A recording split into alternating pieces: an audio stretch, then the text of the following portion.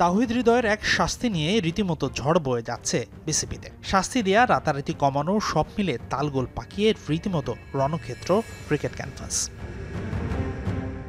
গত 12 এপ্রিল মিরপুরের home of ক্রিকেটে আবাহনী মোহামেডান ম্যাচে আম্পায়ারের সাথে তাওহিদ হৃদয়ের বাগবিতণ্ডার রেশ যে এখনও তরতাজা। ঘটনা বেশি বিগড়াতে শুরু করে যখন হৃদয়ের 2 ম্যাচের নিষেধাজ্ঞা কমানোর চেষ্টা শুরু হয়। টেকনিক্যাল কমিটি সাজা না কমানোয় মোহামেডানের চাপে আর বিসিবির শীর্ষ কর্তার নির্দেশনায় প্লেইং কন্ডিশনের নিয়মে বদল এনে 1 ম্যাচ পরেই খেলানো হয় তাওহিদ হৃদয়কে। আম্পায়ার্স কমিটির স্বাক্ষর করা সেই মেমো সামনে আনে যমুনা টেলিভিশন। এই ঘটনা মোটেও ভালোভাবে নেয়নি দেশের আম্পায়ার ও ম্যাচ রেফারিরা। যেদিন নিয়ম বদলানোর মেমো ইস্যু করা হয় সেদিন অর্থাৎ 19 এপ্রিল সভা হয়েছিল বিসিবির আম্পায়ার্স ডিপার্টমেন্টের। সেখানে ঘটে আরেক বিতর্কিত ঘটনা। আম্পায়ার্স কমিটির চেয়ারম্যান ইফতেখার রহমান মিঠুর উপস্থিতিতেই বাকবিতণ্ডায় জড়ান 2 ম্যাচ রেফারি নিয়ামুর রশিদ রাহুল ও দেবব্রত পাল। গত 21 এপ্রিল নিয়ামুর রশিদ রাহুল, আখতার আহমেদ, সৈয়দ আসিফ হোসেন দিদার, এহসানুল হক সেজান, আখতারুজ্জামান খান, এনায়েত হোসেন চৌধুরী, সৈয়দ আদিল আহমেদ সহ 7 ম্যাচ রেফারি আনুষ্ঠানিকভাবে লিখিত অভিযোগ জানান দেবব্রত পালের বিপক্ষে।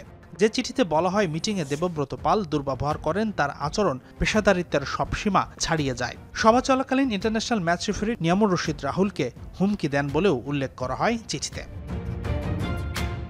কিন্তু মঙ্গলবার দেবব্রত পাল পাল্টা আরেক চিঠি দেন বিসিবির সভাপতির কাছে, যেখানে তিনি অভিযোগ করেন সেই সভাতে নিয়ামুর রশিদ রাহুলই তাকে অকথ্য ভাষায় গালি দেবার পাশাপাশি হুমকি প্রদান করেন। মিরপুরে গণমাধ্যমের সাথেও কথাও বলেছেন দেবব্রত।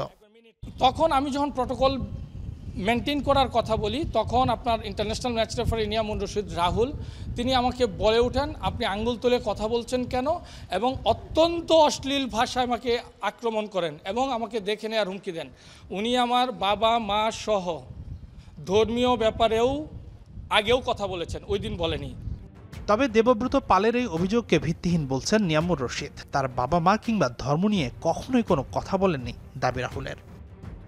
এখানে উপস্থিত যত ম্যাচ রেফারি এবং স্বয়ং আমাদের আম্পায়ার চেয়ারম্যান খুবই অবাক এবং খুবই মানে আশ্চর্য হয়েছে। সে 2-3টা চেয়ার এবং অতিক্রম করে আমাকে মারার জন্য উদ্গ্রীব হয়ে থাকেন। সে আমার ব্যাপারে এইভাবে মিথ্যা বানোয়াট এবং কথাগুলি বলতে কিভাবে পারলো, এবং সে ধর্মের কথাও বলেছে যে তার ধর্ম নিয়ে আমি কথা বলেছি, তার মা বাবাকে নিয়ে কথা বলেছি। আমি খুবই আশ্চর্য হয়েছি।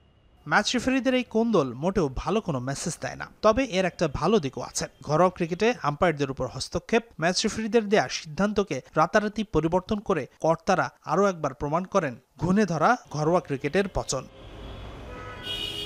যেখানে নাজমুল হাসান পাপন থেকে ফারুক আহমেদ শুধু নাম বদলায়, নট আউট থাকে কেবল বিসিবির নোংরা নির্বাচনের সিন্ডিকেট, যার বলি হয় ক্রিকেট। হাসিনুর রহমান, যমুনা স্পোর্টস, ঢাকা।